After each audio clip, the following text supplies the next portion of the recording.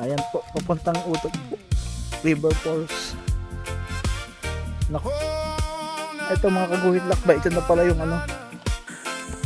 Itong bahay na to ang palatandaan para makarating sa Utod Falls. Ito pa yung lalakarin natin. Medyo malayo-layo pa.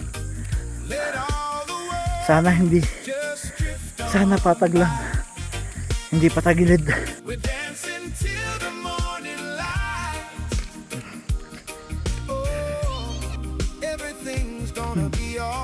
Ayun, ayos. Ayan, mga kaguhit na. Hinog na siguro yung langka. Sayang.